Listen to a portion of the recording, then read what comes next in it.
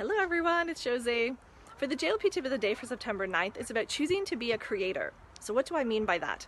Well, 1% of the world's population actually creates 99% of what we consume.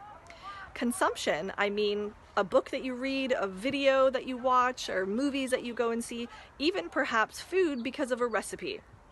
Now, there's nothing wrong with humans being consumers. We're supporting the market, helping small businesses, even large businesses grow. However, what are your dreams? What are your desires? What do you want to be when you turn 40, when you turn 50, when you turn 60? If you choose to solely be a consumer, you're not going to create the life that you want to lead. So you have to make that choice.